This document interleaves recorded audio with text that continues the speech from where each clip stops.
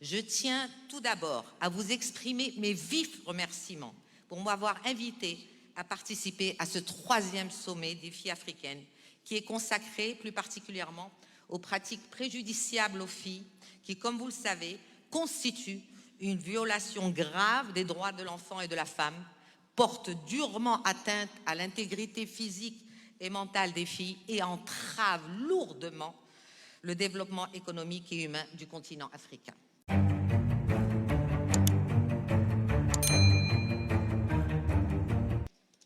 À présent, l'honneur revient à son Excellence Madame Najat Maala Majid, envoyée spéciale du secrétaire général des Nations Unies, de prendre la parole.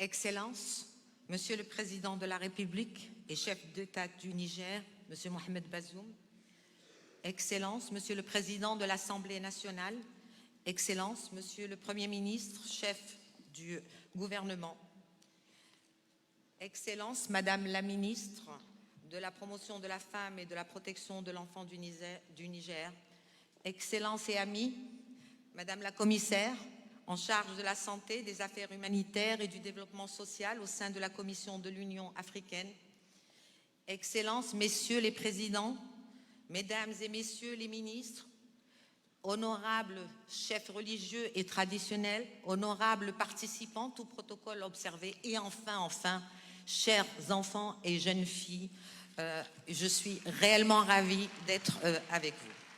C'est pour moi un honneur de me joindre à vous ici au Niger, dans le cadre de ce sommet des filles africaines.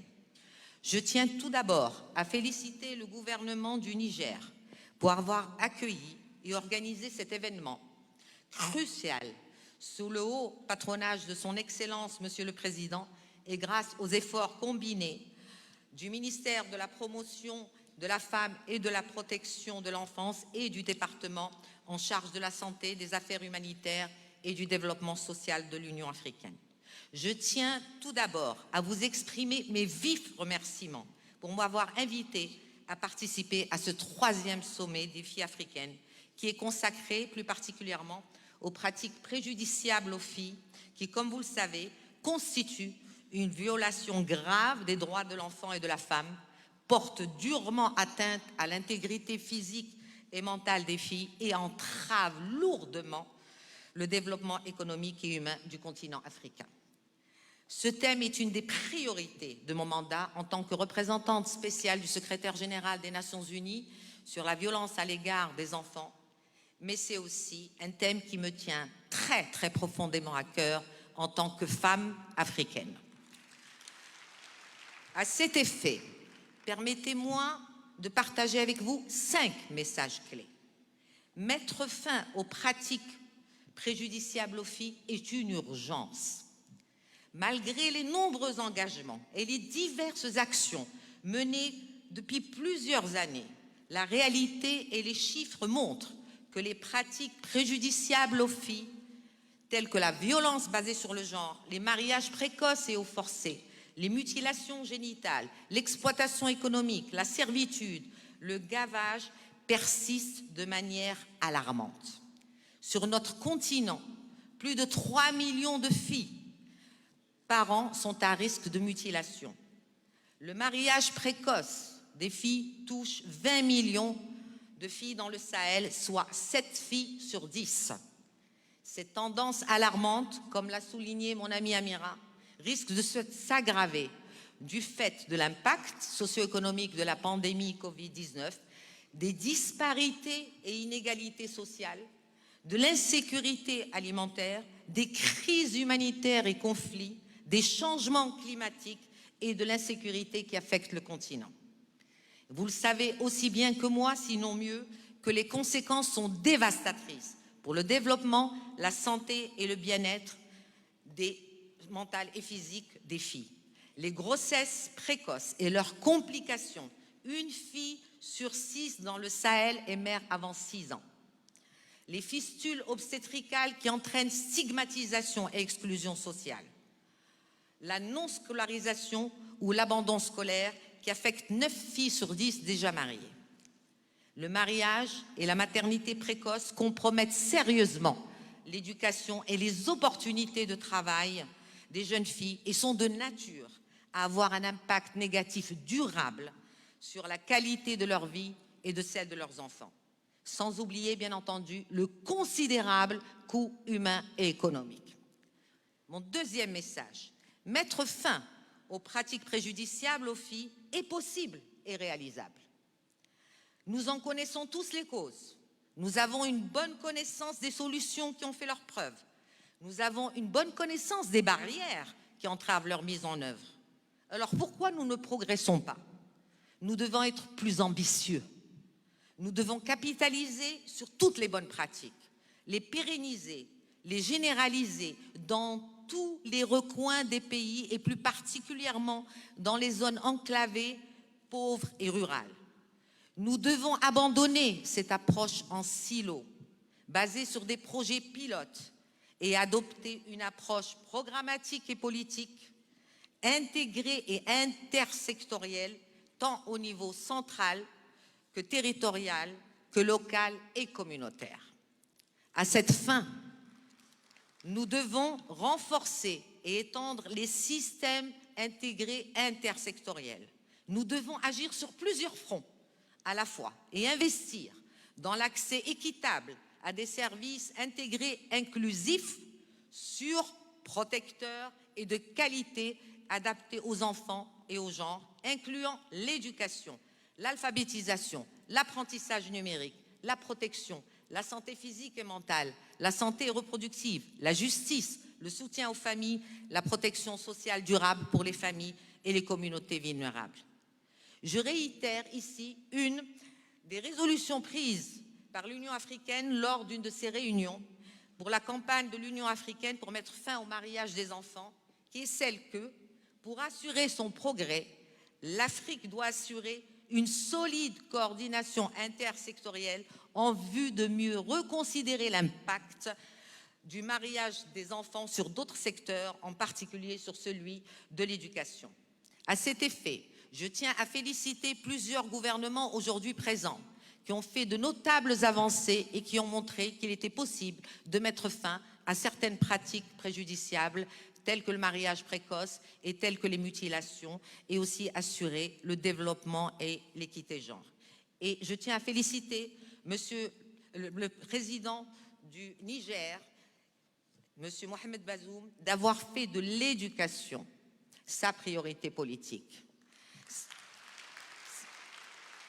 Cet engagement politique à très haut niveau pour une éducation inclusive, de qualité et participative doit servir de levier pour l'élimination de toutes les violences et pratiques préjudiciables dont sont victimes les filles. Et je vous félicite sincèrement.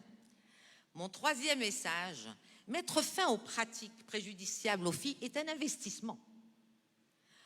Mettre fin au mariage précoce des filles contribue notablement à la réduction du taux de fécondité. Mettre fin au mariage précoce des filles permet d'augmenter le taux de scolarisation, le potentiel des filles, leur niveau d'instruction et leur productivité. Cet investissement, et c'est largement documenté, a un retour positif et économique pour tous, la famille, les enfants, la communauté et l'ensemble du pays. Selon des études récentes, cet investissement dans la protection, le bien-être et la santé des adolescentes apporte un triple dividende de bénéfices aujourd'hui dans la future vie d'adultes et pour la prochaine génération d'enfants. Mon quatrième message, investir dans les jeunes en Afrique ne peut pas attendre, car les enfants et les jeunes représentent un capital humain important en Afrique. Nous devons garder à l'esprit que les enfants et les jeunes d'Afrique constituent la ressource la plus riche du continent, avec une population qui ne cesse de croître et qui devrait atteindre 830 millions de personnes d'ici 2050. À l'heure actuelle, près de 60% de la population africaine est âgée de moins de 25 ans, ce qui fait du continent le plus jeune de la planète. Avec ce dividende humain, et la croissance démographique de la région, les enfants et les jeunes représentent un capital humain important sur lequel il est primordial d'investir. Ils ne représentent pas un problème, ils représentent un capital sur lequel il faut investir. Investir dans les enfants en Afrique dès leur jeune âge ne peut pas attendre, car les enfants ne sont pas seulement l'avenir, ils sont le présent. Mon 5e message et le dernier, les enfants et les jeunes sont des acteurs puissants de changement et font partie de la solution. Et j'ai eu l'occasion d'en voir plusieurs depuis que je suis arrivée au Niger et dans d'autres pays, mais en tout cas lors du presse-sommet avec les jeunes. Mais vous êtes créatifs, innovants, vous connaissez les problèmes, vous êtes des experts, vous avez les solutions. Et je pense que nous ne devons jamais oublier, nous adultes, que vous êtes des partenaires et vous n'êtes pas seulement des récipients passifs de services. Vous avez des idées, vous êtes créatifs, vous avez des propositions, vous avez des solutions. Nous devons vous écouter, nous devons prendre en compte vos avis et nous devons aussi vous offrir des moyens de vous exprimer de manière sûre et de manière libre en ce qui concerne vos points. Et la chanson juste avant, c'est non et non à la violence à l'égard des filles, et je pense que c'est faisable. Honorables invités, chers participants, permettez-moi de conclure en rappelant qu'il nous reste que 8 ans pour atteindre les ODD de l'agenda 2030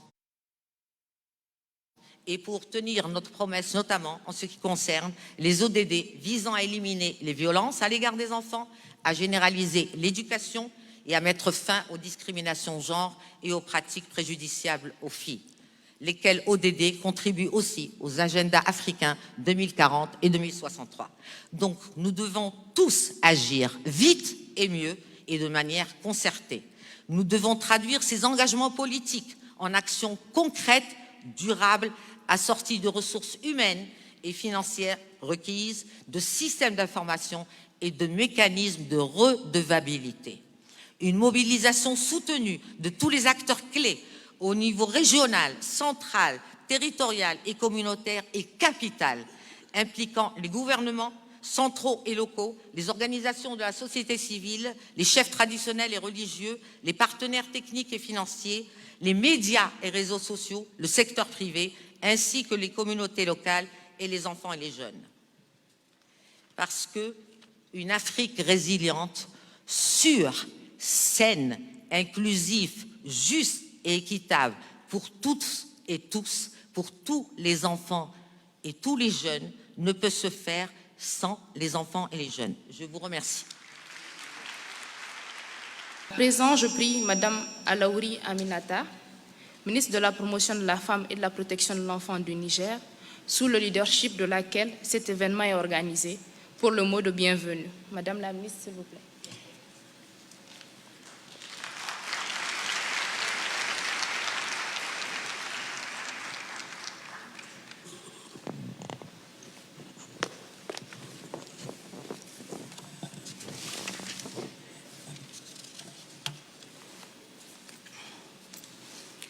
Excellences, Monsieur le Président de la République, chef de l'État, Excellences, Monsieur le Président de l'Assemblée nationale, Excellences, Monsieur le Premier ministre, chef de gouvernement, Mesdames et Messieurs les présidents des institutions de la République, Mesdames et Messieurs les ministres, honorables députés nationaux, Mesdames l'envoyé spécial du secrétaire général des Nations Unies sur les questions de violence contre les enfants, Madame la commissaire du département santé, affaires humanitaires et développement social de l'Union africaine, Monsieur le gouverneur de la région de Niamey, Mesdames et Messieurs les représentants des corps diplomatiques et organisations internationales, honorables chefs traditionnels et distingués leaders religieux, Mesdames et Messieurs les représentants des organisations de la société civile, Mesdames les responsables des organisations féminines,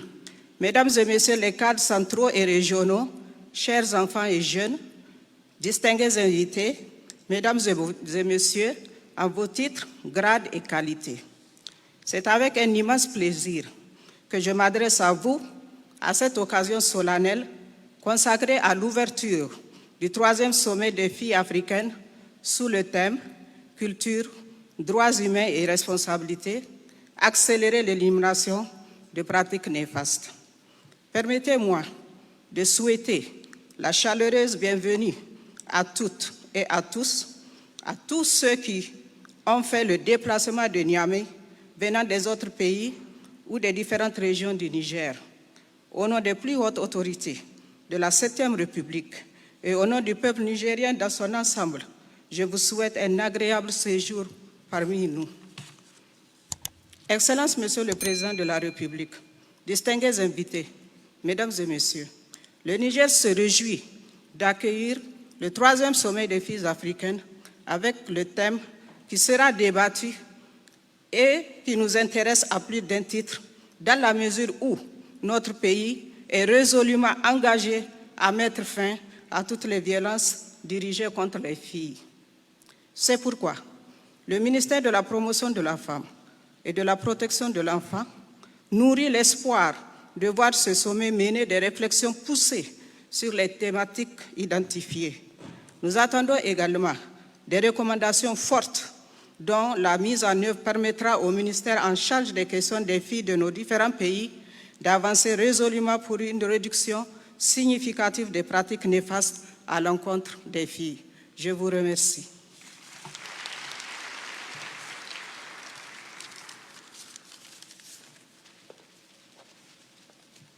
Merci, Madame la ministre de la Promotion de la Femme, pour cette importante intervention. J'aimerais préciser que l'événement est retranscrit en direct en ligne et des traductions sont disponibles en anglais, en portugais et en français. Sur ce, il nous plaît de convier Son Excellence Madame Amira El Fadil, commissaire de l'Union africaine, pour son allocution. Excellence.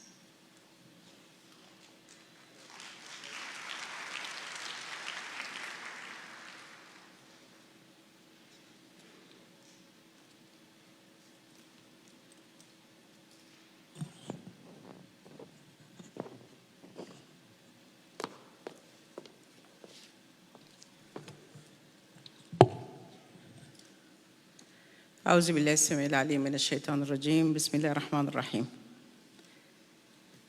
Excellency Mohamed Bazoum, President of the Republic of Niger, Excellency the Chairperson of the Assembly and the Speaker of the Parliament, Excellency the Prime Minister of Niger, Excellency the Minister of Women Promotion and Child Protection of the Republic of Niger, Ministers, representatives of our member states.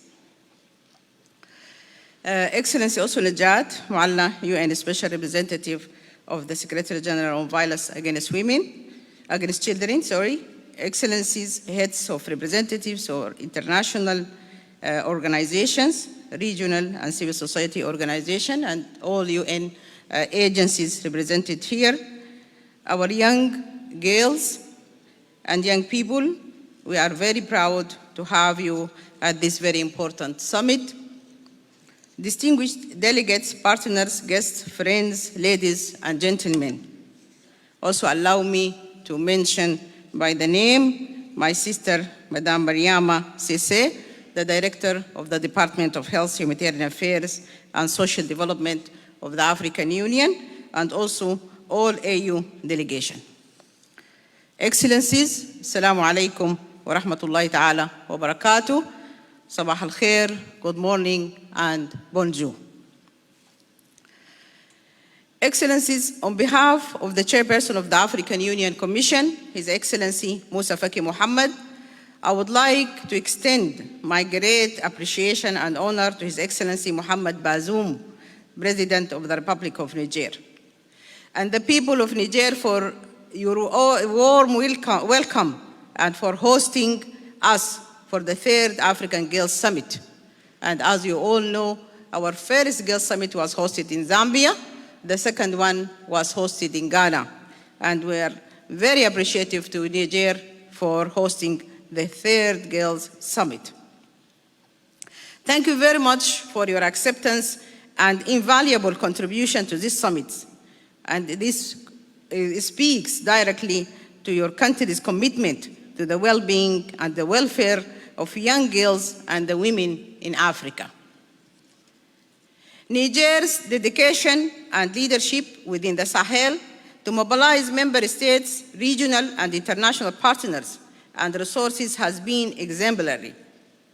It was then natural that in organizing the Third African Girls Summit, that Africa convenes in this region, and particularly here in Niger, to highlight the important gains you are making in realizing Africa's transformative Agenda 2063, our agenda for the Africa we want. And the aspirations of this Agenda 2063 to invest in the lives, potentials, and futures of its people, particularly girls and women. Excellency, Mr. President, Excellencies, Ministers, young girls, ladies, and gentlemen, we convene for the next 3 days for this third installment of this important platform on the Girls Summit, on the issues and plight of girls on the African continent, to highlight the gains made, examine and strategize around the unfinished business, and commit to shift and accelerate actions to eliminate all forms of gender-based violence, particularly child marriage and female genital mutilation. As I look around in this room, I am incredibly honored at such a strong response from every single one of you in your individual capacities. You have braved the challenges and uncertainties of the COVID-19 travel restrictions to be here with us. I am particularly pleased to see such a strong attendance from young girls and young people. We thank you. We thank your families, for your guardians, for supporting your strong voices, and for being here with us. I also take this opportunity to thank all of our partners, long-standing and new partners. I thank you, all of you partners, for your unwavering support to the African Union Commission's mandate, and that of my department in particular, as we begin a new chapter of an expanded scope of work. From formerly Social Affairs Department to now Health, Humanitarian Affairs, and Social Development, I wish to extend an even stronger hand of partnership and assure you of my highest consideration, and also speaking on behalf of my sister, the incoming Commissioner, Commissioner Minata Sasuma, who will be taking over this maybe the beginning of next month. And I would like here to mention that this is my last official mission as a commissioner, and I'm very happy that I have this last event here in Niger.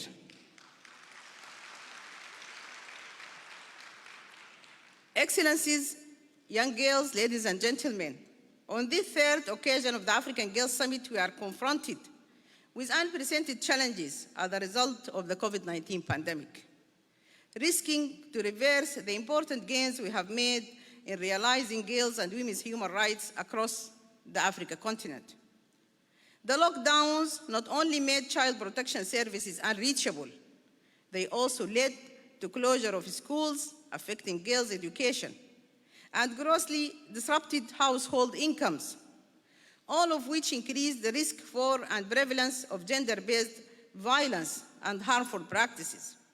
However, the COVID-19 pandemic is also challenging us to deliberate with our actions, to innovate, and to make girls' and women's welfare and well-being an integral part of national responses.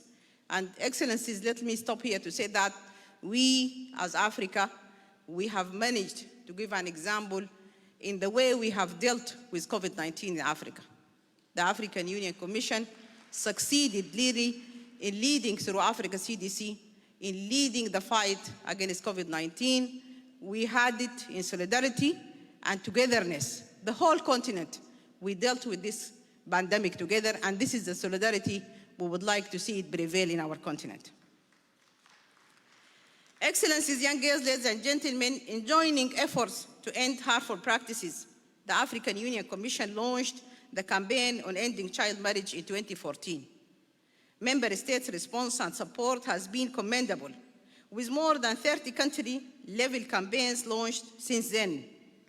In 2019, all our 55 member states of the African Union also adopted the Salima Initiative on eliminating female genital mutilation, bring our harmful practices program full circle. Both the Child Marriage Campaign and the Salima Initiative now have long-term strategies in place, backed by strong technical and financial support from our partners. In addition, AU heads of state and government have also shown commendable leadership to ensure the harmful practices agenda remains prominent. The AU Assembly designated the President of Zambia as the champion on ending child marriage in 2017. And in 2019, His Excellency President Marc Christian Kabore, President of Burkina Faso, as the AU champion on eliminating female genital mutilation.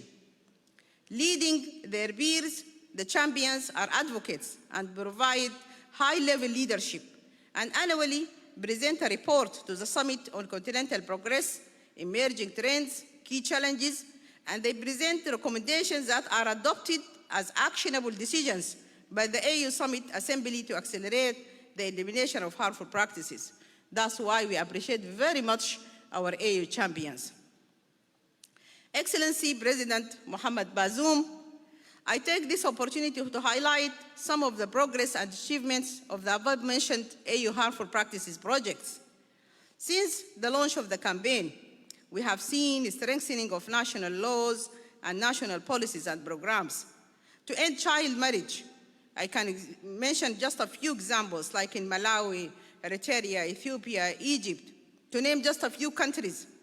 The campaign and the Salima Initiative has also developed stronger engagements and more outreach with diverse partners such as local civil society organizations and traditional and religious leaders.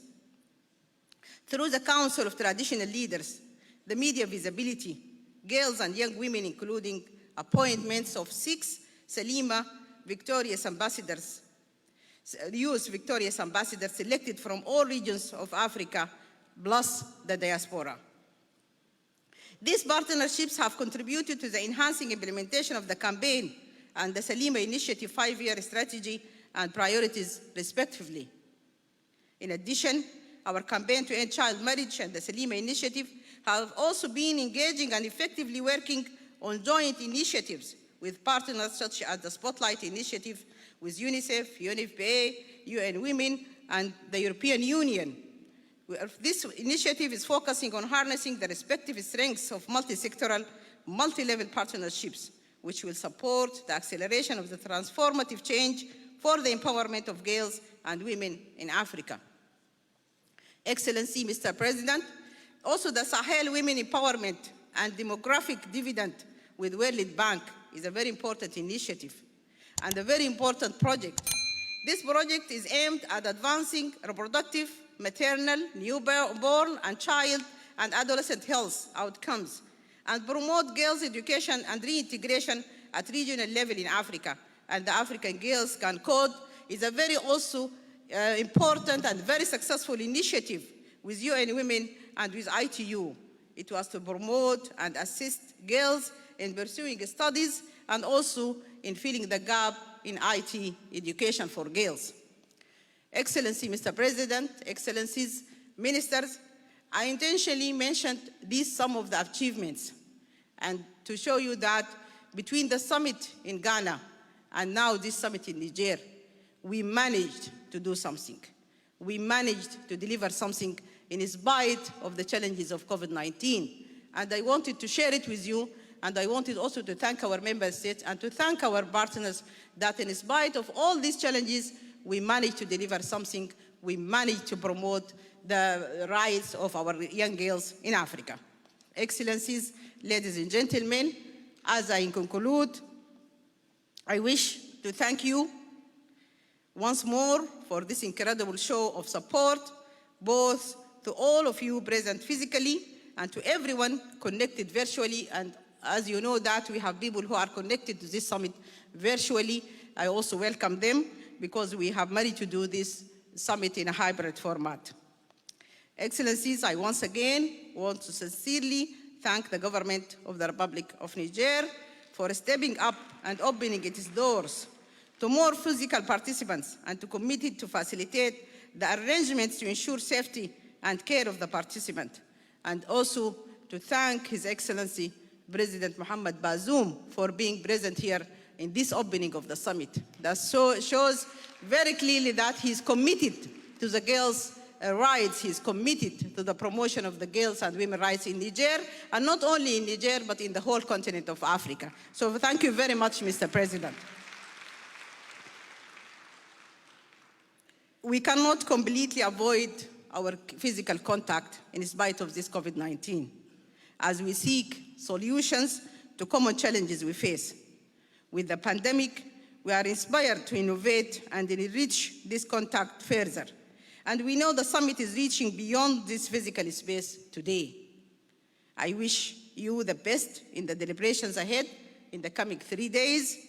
I look forward to all the outcomes, and I assure you of the commitment of my department and also the commitment of the AU Commission to advance every single one of these recommendations going forward. Thank you very much for listening. شكرا جزيلا. السلام عليكم ورحمة الله تعالى وبركاته.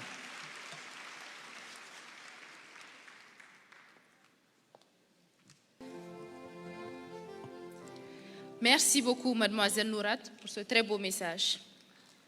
Excellences, honorables invités, comme annoncé dans le programme, nous allons suivre les messages des chefs d'État. Nous allons commencer par celui du président ghanéen, champion du genre et développement, message qui nous sera livré par la vice-ministre en charge du genre qui est présente dans la salle. La vice-ministre du Ghana, s'il vous plaît.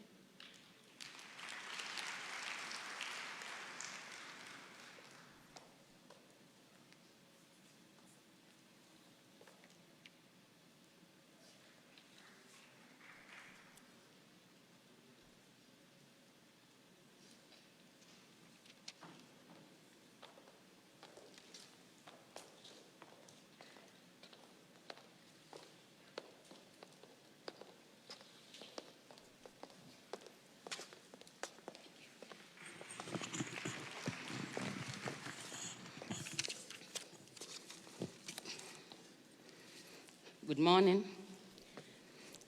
I bring you greetings from Ghana and from Government of Ghana and His Excellency Nana Addo Akufo-Addo and the caretaker Minister of Ministry of Gender, Children and Social Protection.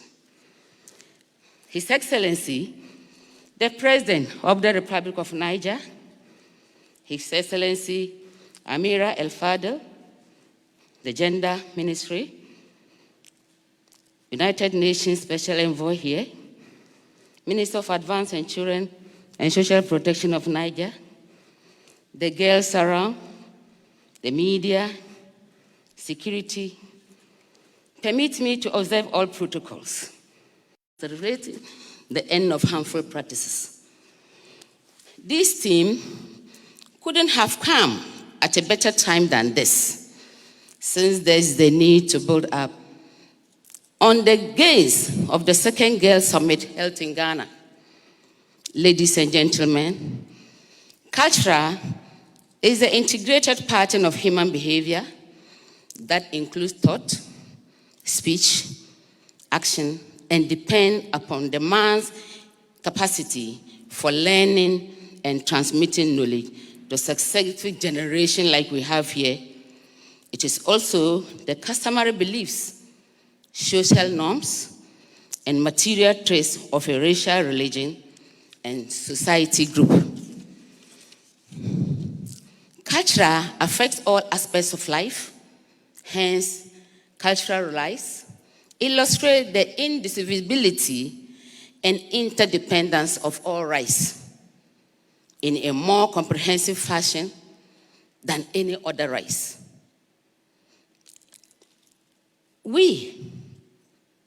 It is difficult to actually associate culture with the human rights. Or the rights in a more comprehensive fashion than any other rights. Indeed, it is difficult to examine cultural rights in isolation, as they are often inextricable part of our rights.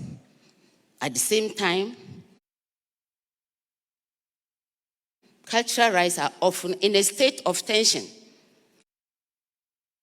and conflict with other human rights, such as children and women's rights. In 1948, Universal Declaration of Human Rights gives a direct reference to cultural rights in Article 27. This further backed by Article 15 of the International Covenant on Economics, Social and Cultural Rights, adopted in 1966, also requires state parties to recognize the cultural rights of everyone.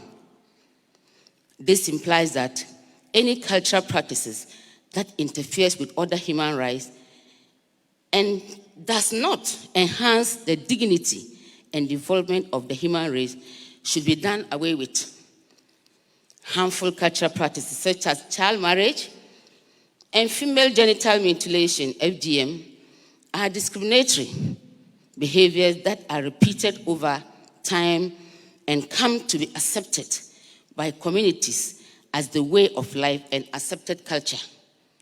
Hundreds of millions of girls around the world have been exposed to some type of abuse, exploitation, and harmful activity, despite the fact that child marriage and FGM are performed across continent and culture. They represent values that devalue girls in every society where they practice. According to statistics from UNICEF, 200 million have been subjected to FGM. This is unacceptable and should be a source of worry to all of us. Your Excellency, female genital mutilation are propagated by gender norms that are harmful to girls. Child marriage often pushes out girls out of school and lead them to adolescent pregnancy and put them at the risk of domestic violence. Ghana, in 1992 Constitution, establishes the marriage age 18 years as a minimum age for marriage, without exception. In 2014, the government joined the African Union in its pledge to end child marriage, and in 2016, the End Child Marriage Now campaign was launched. The National Strategic Framework on Eradicating Child Marriage and FGM 2017 to 2026 is currently guiding cross-sectorial work on this issue. Ending FGM and child marriage is a priority for the government of Ghana, as evidenced by the President Coordinated Program for Economic and Social Development 2017 to 2024, and the Medium-Term National Development Policy Framework. The Ministry of Gender, Children and Social Protection hosts a secretariat. We have a secretariat for children of abuse of FGM and marriage, where they can report directly to that secretariat. We have launched an app called the Boami app. Boami literally means help me app. We have a website, www.cm.Ministry-of-Gender, Children and Social Protection.gov.Ghana. That is our website. So wherever a child is being threatened of FGM or child marriage, they call. We have almost thousands of girls and women calling to that center, and it has helped a lot. Early intervention is key. FGM affects 1 in 50 girls and women nationally. The practice is concentrated in the northern part of Ghana. FGM can lead to serious harm, including excessive bleeding, infection, infertility, and risk of death. These practices rob girls of their childhood and cause harm to families and society at large. The Criminal and Other Offences Act of 1960 of Ghana criminalizes the performance of FGM, as well as any participation or anybody who assists in doing FGM. The laws of Ghana frown of that. FGM was designated as a prohibited harmful practice in 1994 amendment to this act, and penalties were increased in a subsequent amendment in 2007. Efforts to end both child marriage and FGM are aligned with Ghana's commitment to reach the SDG targeted 5.3 to eliminate harmful practices by 2030.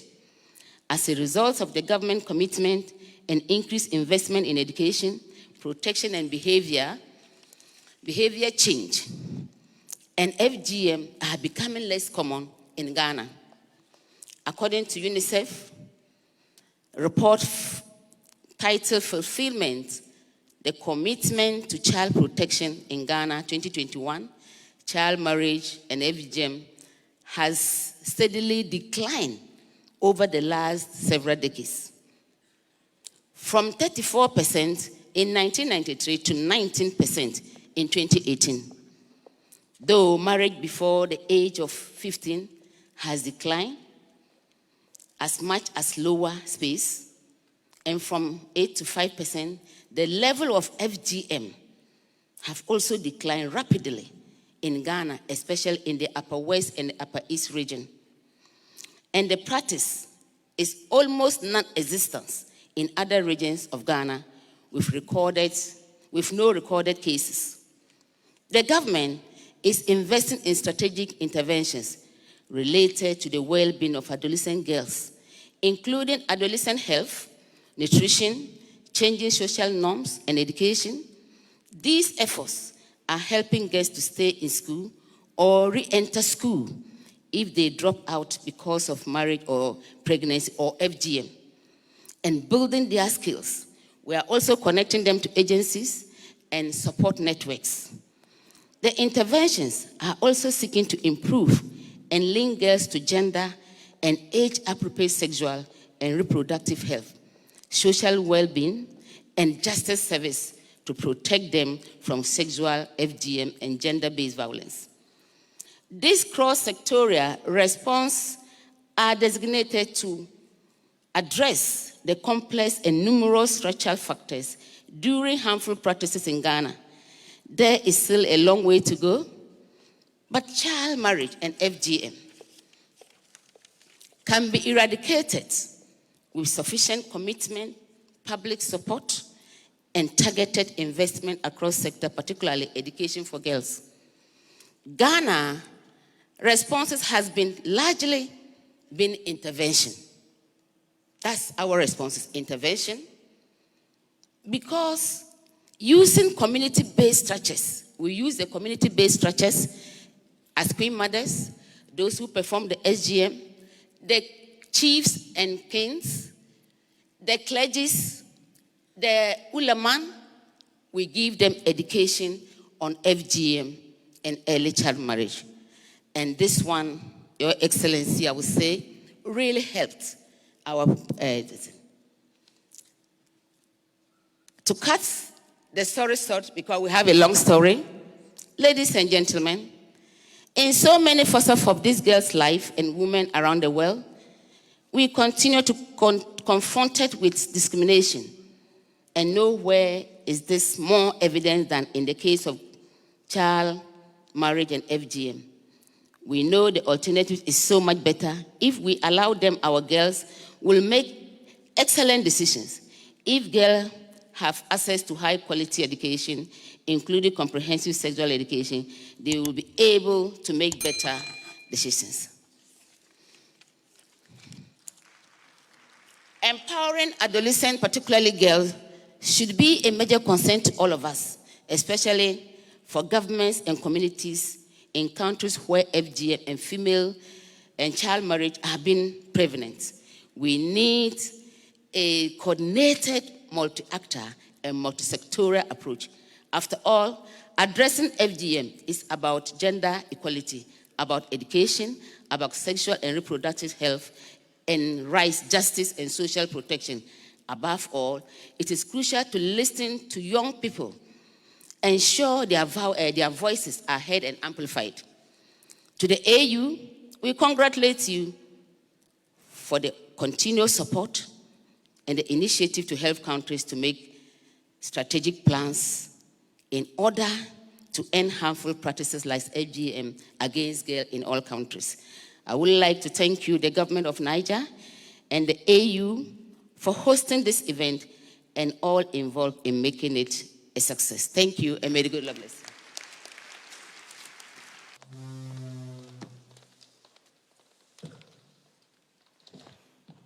Thank you, girls. À présent, l'instant solennel. Mesdames et messieurs, honorables invités, nous vous invitons à suivre le discours officiel d'ouverture du 3e sommet des filles africaines de son Excellence M. Mohamed Bazoum, président de la République du Niger, chef de l'État.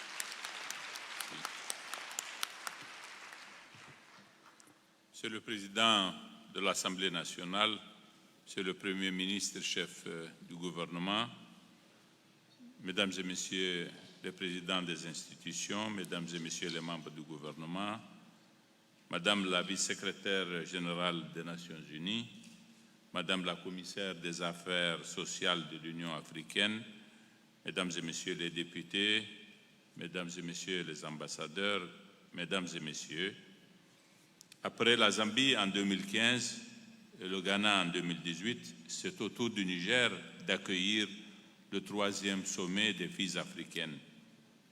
Au nom du peuple nigérien, je voudrais souhaiter à tous les participants la chaleureuse bienvenue à Niamey. Le choix du Niger pour abriter les présentes assises me paraît extrêmement judicieux parce que le Niger, pays de mariage précoce par excellence, est l'un des pays au monde où ont le plus cours les pratiques opposées aux droits des jeunes filles. Il en est ainsi, non pas parce que nous aurions une législation délibérément rétrograde à visée attentatoire aux droits des femmes, mais simplement parce que, du fait d'inertie très caractéristique, nous reproduisons un modèle de société déphasé, source malheureusement de bien de nos difficultés économiques et sociales. Pour nous, au Niger, le combat pour l'émancipation sociale des filles n'est pas qu'une question morale qui doit être l'affaire des militantes féministes ou même des femmes de façon générale, mais bien l'affaire de toute la société et de ses dirigeants au premier chef.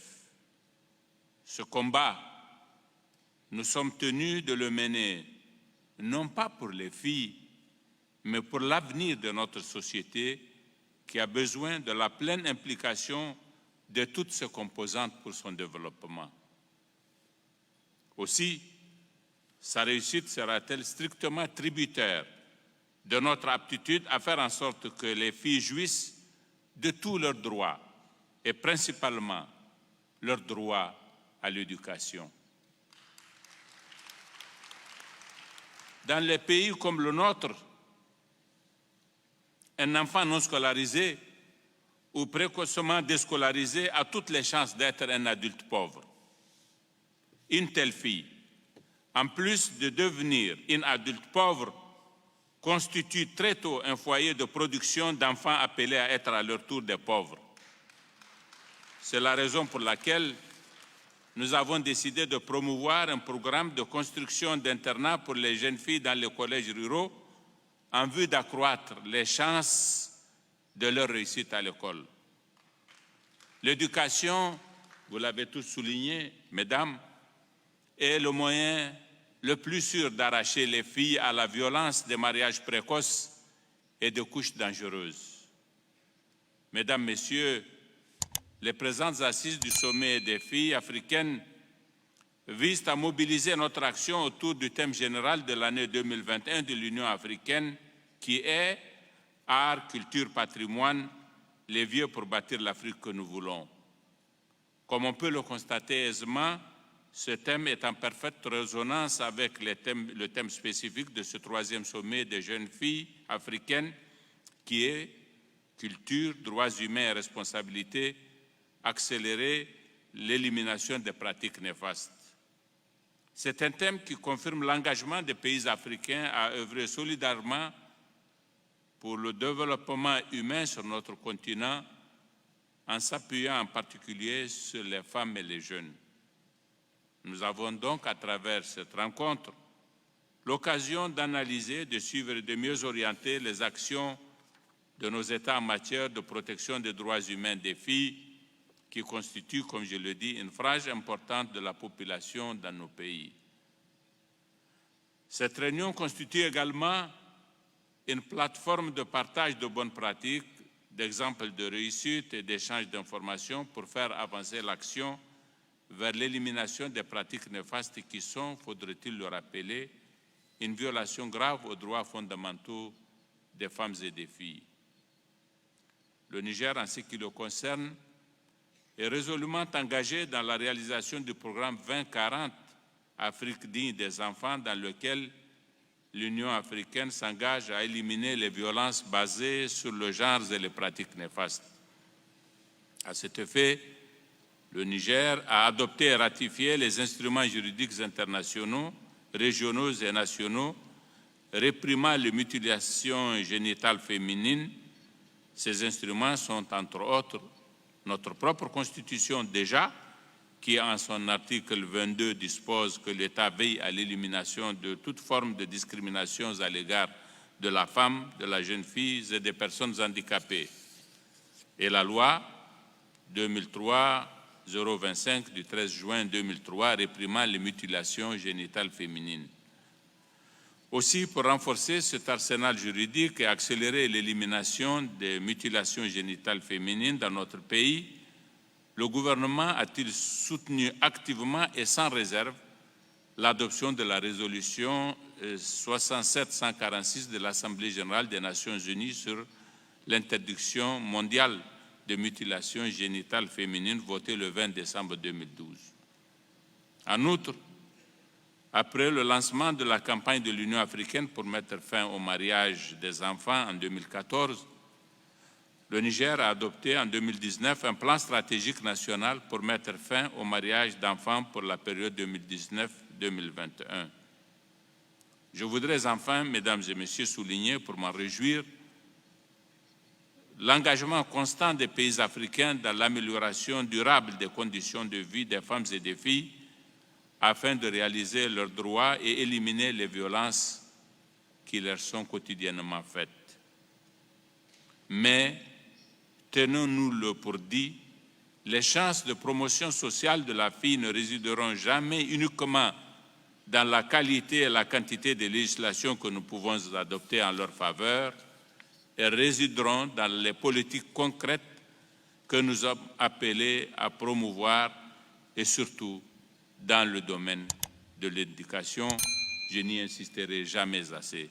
Sur ce, je déclare ouvertes les assises du 3e sommet des filles africaines.